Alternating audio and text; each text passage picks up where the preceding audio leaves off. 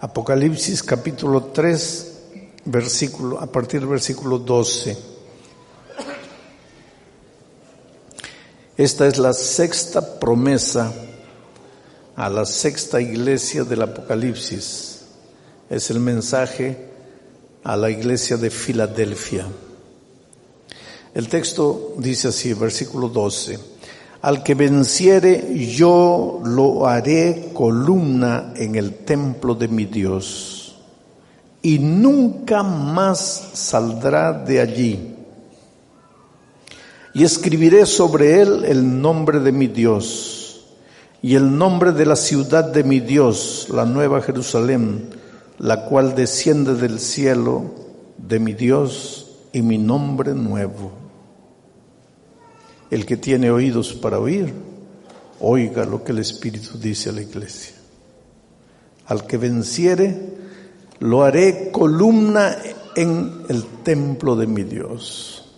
Vamos a entender en qué consiste esta promesa. ¿Qué cosa quiere decir que Dios te va a hacer columna en el templo? ¿Qué quiere decir ser columna en el templo? En primer lugar, tienes que entender que muchas partes de la Biblia, especialmente del libro de Apocalipsis, son simbolismos. Cuando tú ves una palabra, tienes que tratar de entender lo que esa palabra significa. Pero no tienes que tratar de explicar tú, sino de buscar la explicación en la palabra de Dios, porque la propia palabra de Dios explica. A veces los seres humanos estamos dándoles explicaciones humanas a los textos bíblicos y ahí nos metemos en problemas. Pero hay un principio de hermenéutica. Hermenéutica es la ciencia de la interpretación bíblica. Y ese principio dice que la Biblia se explica a sí mismo. La Biblia se explica sola, no tienes que explicarla tú. Entonces, cuando yo te digo, te hago la pregunta, ¿qué cosa significa ser columna en el templo? Tú primero tienes que entender qué cosa es el templo de Dios. Y para entender qué cosa es el templo de Dios, tú no tienes que dar tus opiniones, tú tienes que leer la Escritura, porque la Escritura te va a responder. Entonces vamos al texto bíblico para entender qué cosa es el templo. Cuando Apocalipsis dice que serás columna en el templo de Dios, ¿qué está queriendo decir? Vamos al Evangelio de San Juan, al capítulo 2 del Evangelio de San Juan, a partir del versículo 18. Mira lo que dice. Y los judíos respondieron y le dijeron a Jesús, ¿no? ¿Qué señal nos muestras ya que haces esto? Porque los judíos dudaban de Jesucristo. Los judíos no creían que Jesús era el Hijo de Dios, que era el propio Dios. Y siempre le andaban pidiendo señales. ¿Qué señal nos das de que eres Dios? Y los judíos respondieron y le dijeron, ¿qué señal nos muestras ya que haces esto? Versículo 19, Jesús respondió y les dijo, destruid este templo y en 3 días lo levantaré. Dijeron luego los judíos, en 46 años fue edificado este templo, y tú en 3 días lo levantarás. Pero Jesús hablaba del templo de su cuerpo. Interesante, ¿no? Jesús estaba pasando con los judíos, sus discípulos, cerca del templo de Jerusalén.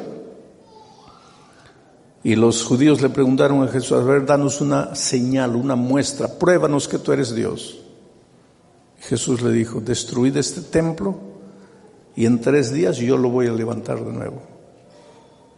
Como los judíos no entendían, porque cuando escuchaban la palabra templo, pensaban en el templo, en la estructura, en el edificio. Entonces los judíos pensaron, pero estás loco. Si nos ha llevado 46 años para construir el templo, ahora tú en 3 días lo vas a levantar de nuevo. Y entonces el texto dice, pero Jesús no estaba hablando del templo de piedras, de cemento, de ladrillo. Jesús estaba hablando de su cuerpo, porque su cuerpo es el templo espiritual. Entonces, cuando Jesús dice que si vences te va a hacer columna en su templo, no está hablando en el templo físico. Está diciendo que tú vas a ser columna en su cuerpo. Ahora se complican las cosas más. ¿Cómo es que yo voy a ser columna en el cuerpo de Cristo?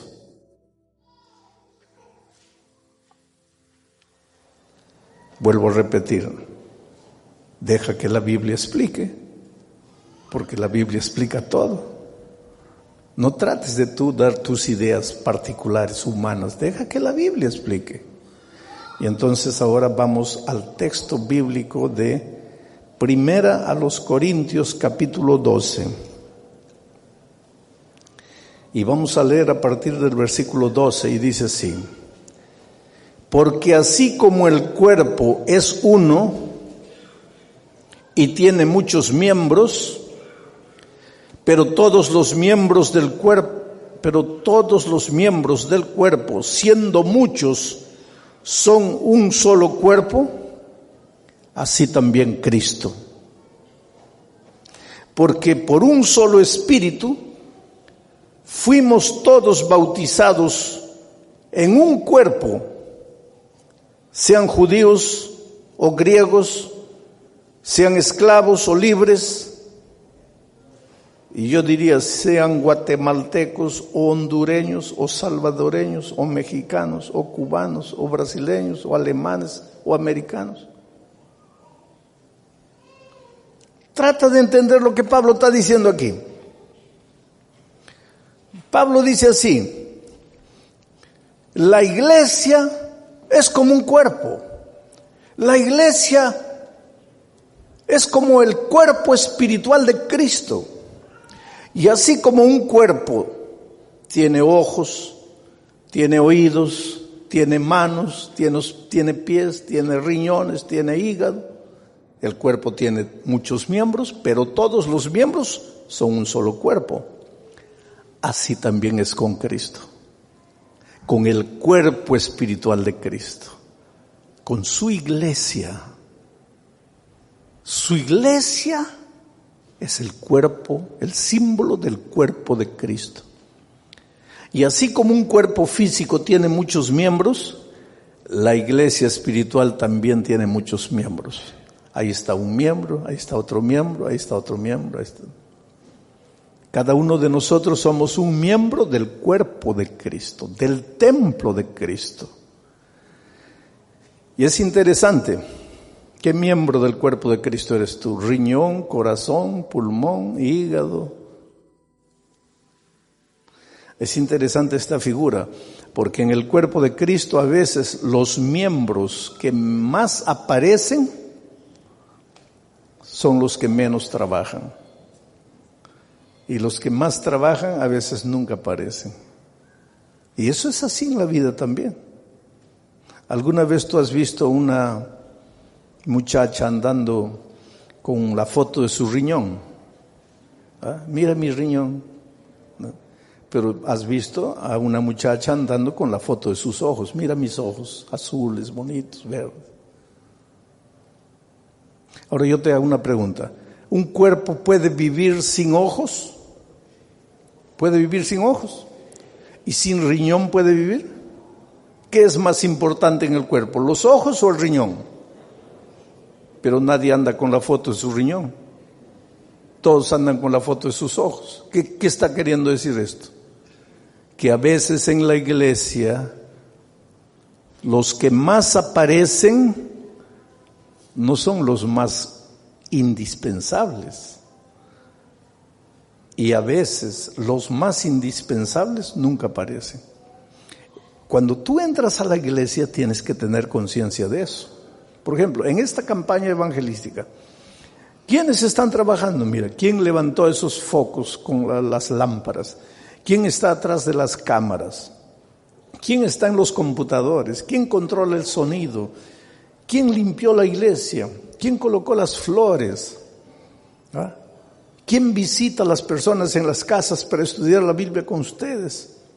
No soy yo. Yo no hago nada de eso. Yo salgo del hotel, vengo aquí y estoy 1 hora aquí, todos ustedes mirándome. Y termina y me vuelvo al hotel. No trabajé nada. Y las cámaras me están agarrando, mi rostro está yendo para todo el mundo. Y el hermano que cargó la lámpara, el hermano que colocó la flor, el hermano que barrió el piso, ¿por qué no mandan el rostro de él para todo el mundo? Es que así es la vida, así es la vida. Y en la iglesia de Dios también son las cosas a veces así. Nunca te sientas insignificante en la iglesia de Dios. Nunca te sientas, no, yo no soy nada, yo no soy nadie, a mí nadie me saluda, a mí nadie me da importancia. No, nunca. Porque una vez yo estaba hablando justamente del cuerpo de Cristo en el Brasil y dije, cada uno de ustedes es un miembro. ¿Quién eres tú? ¿El brazo derecho? ¿La mano derecha? ¿Cuál de los dedos de la mano derecha? Cada uno es un miembro. Hay una viejita levantó la mano y dice, pastor, ¿yo qué seré? Yo seré un pelito. Como diciendo, yo no soy nada. Un pelito, ¿qué es un pelito? Un pelito, querido. Cada mañana cuando yo me veo en el espejo, veo la importancia de un pelito. Entonces nunca digas yo soy un pelito, yo no soy nadie. Tú puedes ser un pelito, sí, pero eres importante. Cada uno tiene su lugar en la iglesia de Dios. Unos hablan, otros no hablan. Pero es que el que habla es boca. El que no habla es pie. ¿Cómo la boca vendría aquí a hablar si el pie no hubiera querido venir? Pues entonces el cuerpo funciona así.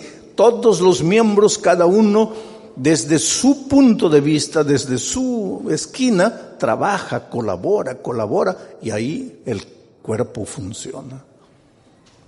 Tú eres miembro del cuerpo. Tú eres columna.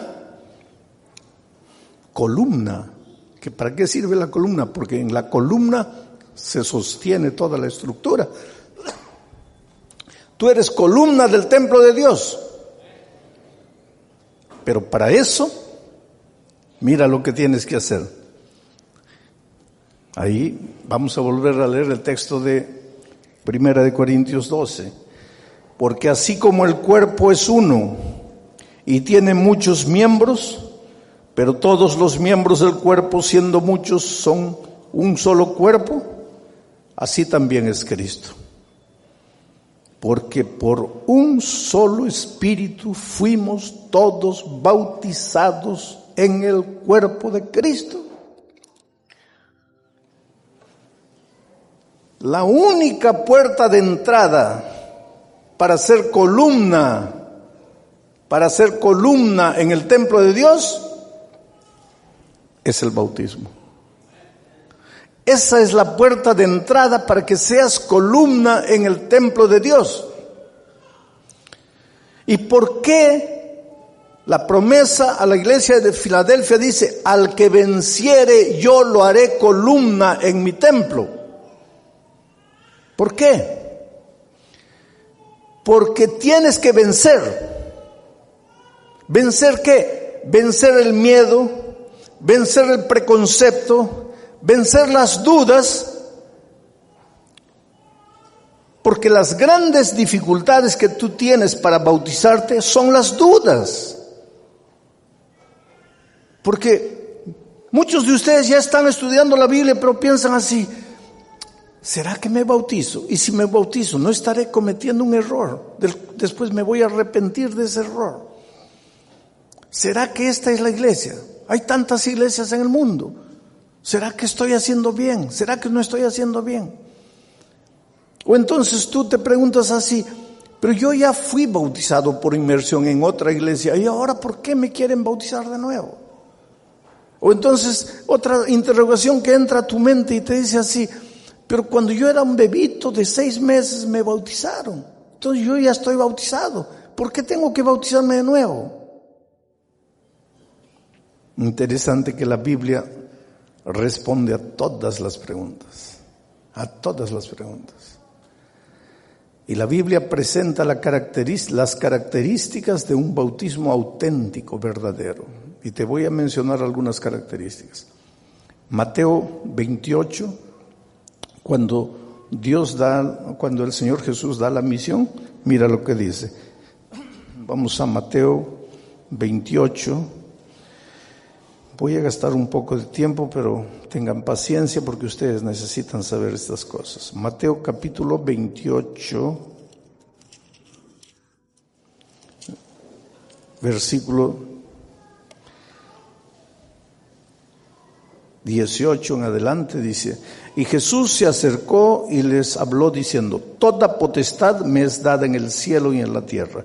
Por tanto, id, haced discípulos a todas las naciones, bautizándolos en el nombre del Padre y del Hijo y del Espíritu Santo, enseñándoles que guarden todas las cosas que os he mandado, y he aquí yo estoy con vosotros hasta el fin del mundo. ¿Cuál es la primera condición para que una persona sea bautizada? La persona tiene que tener la capacidad de aprender, porque tiene que ser enseñada, porque tiene que ser hecha discípula. Si no tiene la capacidad de aprender, si todavía no puede ser enseñada, si no tiene capacidad mental, emocional de aprender, no puede ser bautizada. Porque uno de los requisitos para que la persona sea bautizada es que tenga la capacidad de aprender. Mi pregunta es la siguiente: ¿un bebito de 6 meses tiene capacidad de aprender, de ser enseñada en las verdades bíblicas? Todavía no, va a tener, pero todavía no la tiene. Y si no tiene capacidad de aprender, ¿cómo puede ser bautizada? Esa es una pregunta interesante. Otra característica del bautismo bíblico, auténtico, verdadero, está en el capítulo 2 del libro de Hechos de los Apóstoles. Hechos, capítulo 2.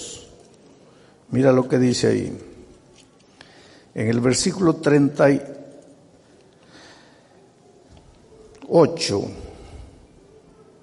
dice así: y Pedro les dijo: arrepentíos y bautícese cada uno de vosotros en el nombre de Jesucristo para perdón de los pecados, y recibiréis el poder del Espíritu Santo. Arrepentíos y bautícese cada uno. Segunda característica de un bautismo verdadero: tienes que arrepentirte de tus pecados antes de ser bautizado. Un bebito de 6 meses puede arrepentirse de sus pecados. Si el pobrecito no tiene conciencia, ¿de qué se va a arrepentir? ¿Cómo se va a arrepentir? Y si no se puede arrepentir, ¿cómo puede ser bautizado? Primera característica: tiene que ser enseñado. No puede ser enseñado, no puede ser bautizado. Segunda característica: tiene que arrepentirse. No puede arrepentirse, no puede ser bautizado. Tercera característica: Marcos 16:16 dice: el que creyere y fuere bautizado, este será salvo. Un bebito de 6 meses puede creer. ¿Cómo va a creer? No tiene condición mental de creer. ¿Y cómo puede ser bautizado? Quiere decir que si un bebito es bautizado sin haber sido enseñado, sin haberse arrepentido, sin haber creído, ese bebito fue bautizado en un bautismo que no tiene las características auténticas de un bautismo verdadero. Te voy a hacer una ilustración. Vamos a decir que yo tengo aquí un billete de $100. Vamos a decir. Este es de 20. También, 20. Aquí está. Un billete de $20. ¿Vale alguna cosa esto? No. ¿Ah? ¿Qué puedo comprar con $20? ¿Vale alguna cosa? Vamos a decir que no tengo nada que comer, estoy muriendo de hambre, no tengo amigos, no conozco a nadie. ¿Me valdría $20 para alguna cosa? Sí, muy bien. Entonces tengo que guardarlo porque es precioso esto. Me va a salvar de muchas cosas. Lo guardo con mucho cariño aquí. No, mejor aquí, cerca del corazón, el lugar más precioso, ahí, guardadito. Ahí un día vengo a una reunión como esta y alguien dice, mire, les voy a dar las características de un billete verdadero, porque hay mucho billete falso. Les voy a dar las características de un billete verdadero.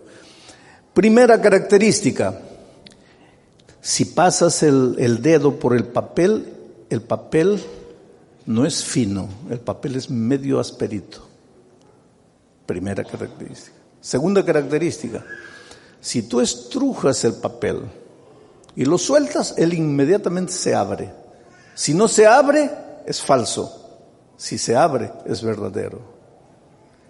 Tercera característica, agarras el billete y lo miras en la contraluz, vas a ver un sello de agua. Si tiene el sello, verdadero. Si no tiene, falso. Entonces tú estás hablando aquí y yo sentado ahí saco mi billete para ver si es verdadero o falso.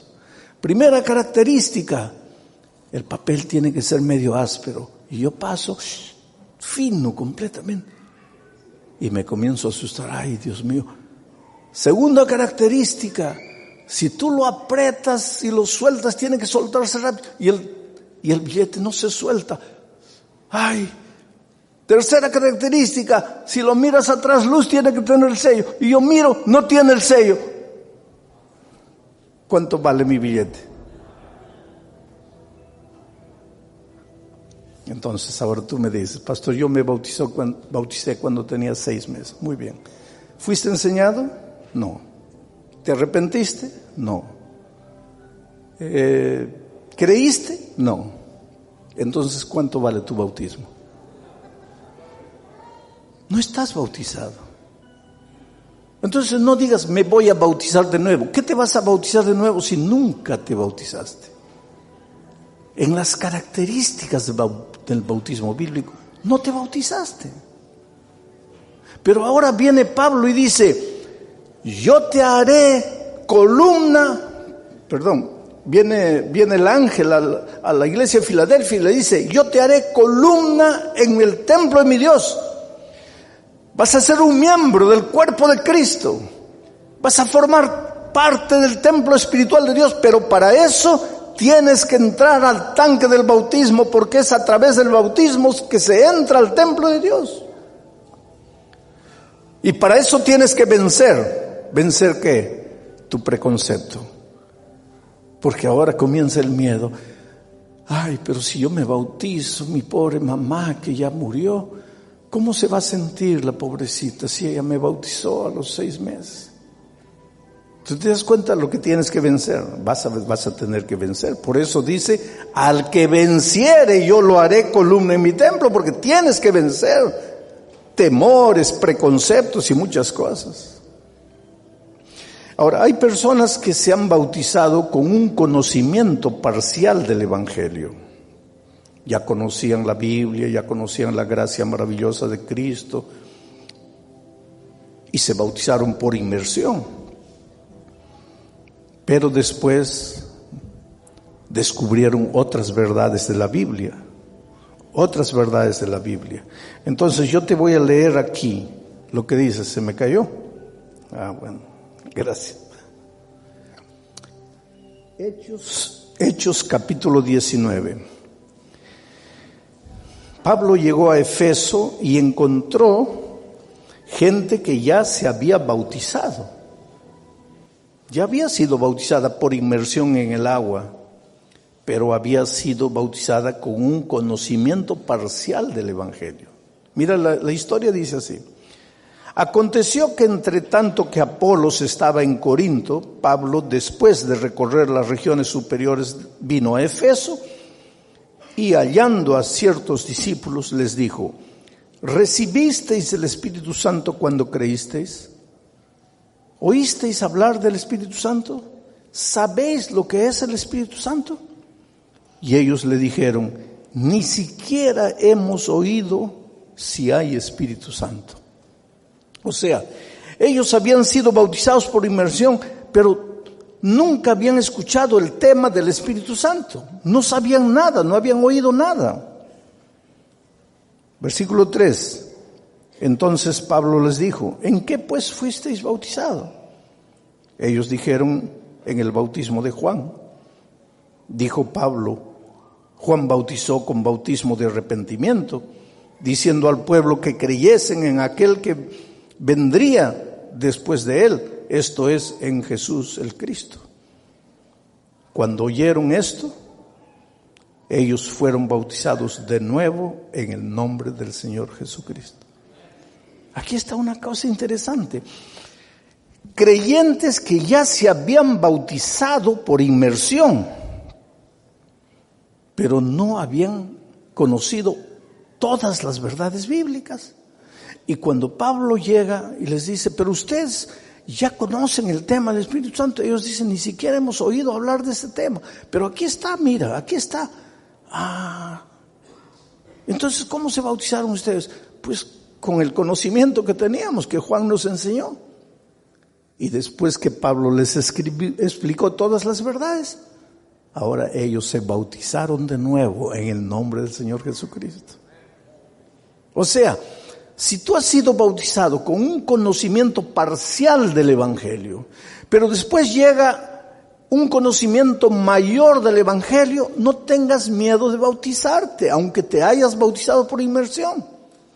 Porque eso es lo que hicieron estos discípulos. Pero queridos, es evidente que todos en el fondo tenemos miedo de lo desconocido, porque el ser humano es muy afianzado a sus raíces.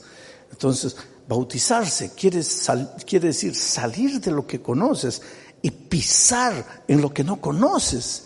Entonces, eso te provoca un cierto miedo. Pero estos días estamos viendo que la puerta de entrada es el bautismo.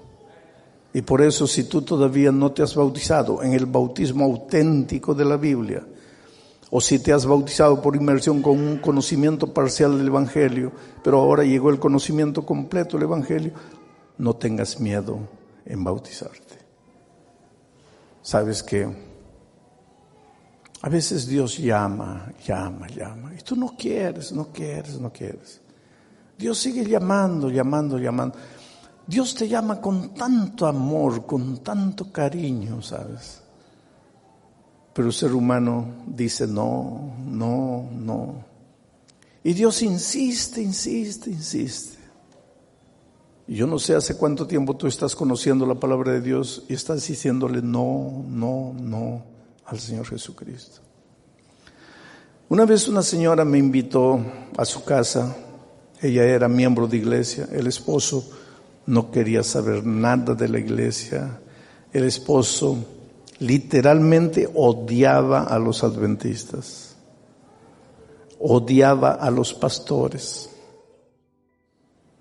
El esposo maltrataba a la esposa por causa de la fe. Ella fue una mujer valiente que tomó la decisión de bautizarse. Pero después de eso, el esposo le hizo la vida un infierno.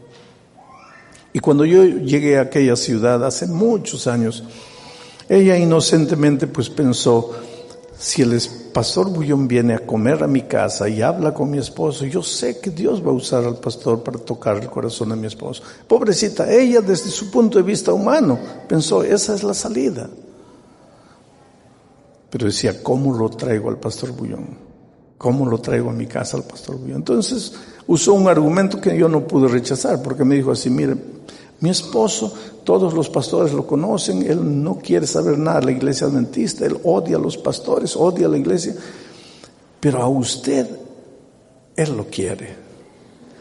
Y si usted viene a la casa, porque él lo está invitando para almorzar, venga. Y pues yo dije, pues, si yo no voy, puede ser que ese hombre se pierda solo porque no fui. Pues voy. Y cuando llego a la casa me doy cuenta que el esposo no me invitó para nada. Que el esposo no quería saber y me odiaba tanto cuanto a los otros pastores. Pero ya estaba metido en la boca del lobo, ya no podía salir. El hombre me miraba.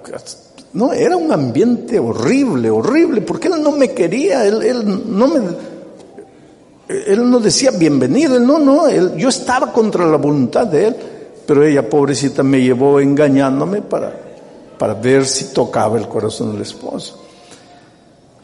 Entonces llegó la hora del almuerzo, se sirvió, yo me senté ahí, pero una situación incómoda, completamente incómoda. ¿Cómo tú te sentarías a la mesa de un hombre que no te quiere ahí? Y esa era mi situación, completamente incómoda. Y para remate, en medio del almuerzo, la esposa me pisca el ojo, como diciendo, pastor, ya empiece a hablarle. ¿Cómo le hablo si no había abertura para eso? No habría. Y una segunda vez me pisca el ojo.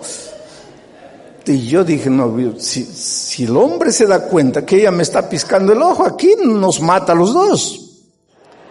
Y pues antes que me comprometa más, ya le hablé al hombre, ¿no? Y el hombre se levantó, golpeó la mesa así. Dice, mire, yo no lo invité a mi casa, pero lo recibí. Y lo mínimo que yo espero es que usted me respete. Yo no me meto a su casa a querer convencerlo a usted de nada. Usted no puede entrar a mi casa a querer convencerme que su iglesia es la verdadera y que la mía no. Yo lo recibí. Yo respeto a mi esposa. Lo mínimo que espero es que ella me respete a mí. Aquel almuerzo es inolvidable en mi vida. Me fui, pasaron años, ¿sabe? Casi 10 años. Y un día vuelvo a esa ciudad a predicar, una noche. Y cuando salgo ella viene atrás, pastor, ¿se acuerda de mí? Yo nunca me olvidaría de esa señora. Sí, hermana, me acuerdo de usted. Mi esposo quiere que lo visite en la casa. Yo le digo, mire, hermano, yo me acuerdo la última vez que él me invitó a su casa.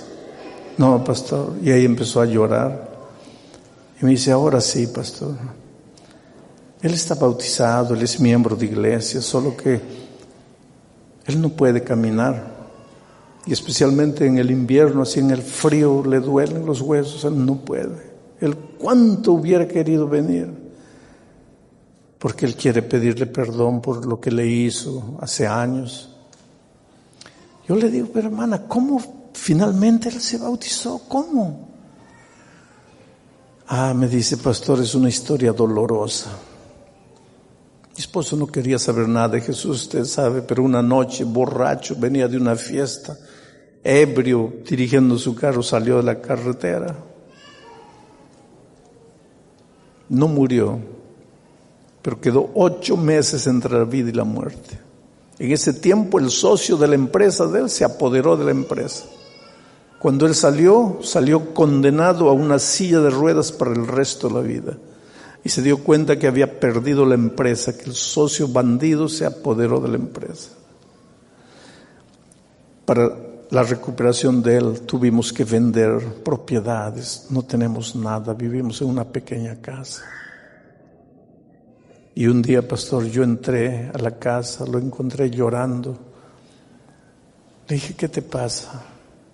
Y él me dice, ¿tú crees que Jesús me aceptaría como estoy? Claro, ¿por qué no? Y él dice, no. Cuando yo tenía dinero, tenía una empresa, tenía vida, tenía salud, yo nunca quise. Ahora sin nada, enfermo, sin poder andar. ¿Tú crees que Jesús me va a aceptar? Y ella lo abrazó y lo besó y le dijo, claro, ¿Quién te dijo a ti que Jesús estaba interesado en tu empresa, en tu dinero? Jesús te ama a ti. Y un día fue al tanque del bautismo, cargado por 4 diáconos, y lo hicieron entrar al tanque y fue bautizado. Yo me pregunto, él no podría haber venido andando con sus propios pies, así como tú cada noche te levantas y vienes. ¿No podría haber entrado al tanque del bautismo andando con sus propios pies? Podría. No quiso. Durante años y años Dios lo llamó con amor, lo llamó, no quiso. Un día la vida se encargó, sus propios errores, sus propias decisiones, porque nadie lo obligó a dirigir el vehículo ebrio. La vida lo dejó en una situación. Vino a bautizarse, pero cargado por 4 personas. Por eso la Biblia dice, hoy es el día de buena nueva. No es mañana, no es el próximo año, hoy. Y por eso Jesús esta noche dice, hijo, tú eres tan precioso que yo quiero hacerte miembro de mi templo, columna en mi templo. Tú me vas a servir, tú vas a ser un predicador del Evangelio, tú vas a ser una cantante del Evangelio, tú vas a, un día, de aquí a 2, 3 años, vas a estar corriendo, participando de la vida de la iglesia, pero sentado ahí sufriendo. No, yo tengo un plan para ti, tú vas a ser columnas, sustentáculo, las columnas que sostienen mi templo, tú eres importante para mí, pero tienes que bautizarte. Porque la puerta de entrada es el bautismo. Y sabes que Benjamín, Gloria y Alan entendieron eso. ¿Y por qué los menciono? Porque Benjamín, Gloria y Alan fueron miembros de una iglesia y fueron bautizados por inmersión. Y durante esta semana ellos lucharon mucho porque decían así, si ya fuimos bautizados por inmersión, ¿por qué necesitamos bautizarnos de nuevo? ¿Acaso la Biblia no dice que hay un solo bautismo? Sí, la Biblia dice que hay un solo bautismo. El único bautismo auténtico, verdadero, en el que te bautizas cuando has cumplido todos los requisitos bíblicos. Y si te has bautizado sin cumplir los requisitos bíblicos, entonces no estás bautizado. Entonces no digas que te estás bautizando por segunda vez. Te estás bautizando por primera vez en tu vida. Y esta noche, pues, Benjamín entra al tanque del bautismo. Benjamín enseña la palabra de Dios. Él conoce la Biblia. Imagínate, yo hablando con él atrás, le decía, ¿cómo vas a hacer una bendición para esta iglesia? ¿Cómo vas a predicar el Evangelio ahora con una fuerza completa? Su esposa estaba animadísima, feliz de la vida. Y Alan, que ama mucho a sus padres, en la flor de la vida, en la juventud, también decidió unirse a sus padres en la ceremonia bautismal de esta noche. En este momento ellos están entrando. Benjamín, Gloria y Alan. Y si tú estás sufriendo en tu corazón, luchando para vencer el miedo, el preconcepto, el temor, la duda, yo estoy orando en tu corazón para que Dios haga maravillas en tu vida. Y tú formes parte de las columnas del templo. Y tú seas un miembro activo de iglesia. Y Dios haga maravillas a través de tu vida. Miren qué linda familia. Qué linda familia, ¿no? Qué linda familia. ¿Sabes? Ellos, como toda familia, tienen sus luchas, sus dificultades de relacionamiento. Son una familia normal, humana, pero una familia que ama a Jesús. Y Jesús los va a ayudar, pero ahora en este momento cuando salgan del agua ya son columnas del templo de Dios. queridos, por la decisión que han tomado, para que nuevamente ustedes sientan en su corazón la paz del Evangelio, de la gracia maravillosa de Cristo, para que caminen en caminos de victoria, de obediencia a la palabra de Dios, y para que sean columnas en el templo de Dios. El pastor Francisco, como ministro del Evangelio, los bautiza en nombre del Padre, del Hijo y del Espíritu Santo. Amén.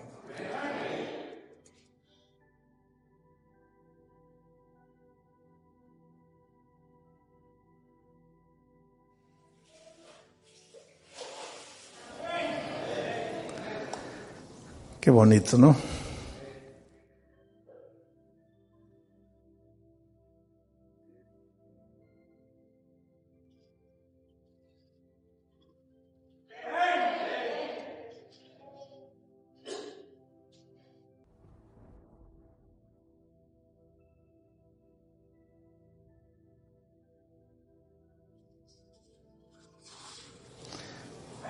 Dense un abrazo ahí.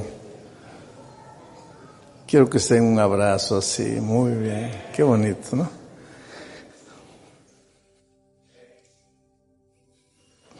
Hay un himno que dice: ¿qué sería de mí si no me hubieras encontrado? ¿Dónde estaría yo si no me hubieras buscado?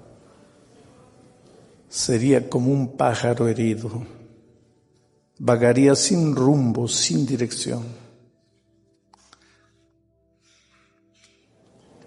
Dios te encuentra en la vida como una piedra bruta, pero ve dentro de ti el diamante que existe. Y si tú le entregas la vida, Él te va lapidando, te va lapidando, te va lapidando. Y saca de ti el brillante, el diamante que nadie conoce. Entrégate a Jesús, ríndete a Jesús. El llamado de esta noche no es para todos. Los miembros de iglesia bautizados ya un día tomaron su decisión. Las personas que se levantaron anoche ya no necesitan levantarse esta noche, porque anoche ya tomaron su decisión del bautismo. El llamado de esta noche es para los que quieren bautizarse, quieren prepararse para el bautismo, pero que no se han levantado anoche, porque no estuvieron o porque no pudieron, pero que esta noche sienten que quieren ser columnas en el templo de Dios. Voy a estar orando en mi corazón para que el Espíritu de Dios te traiga.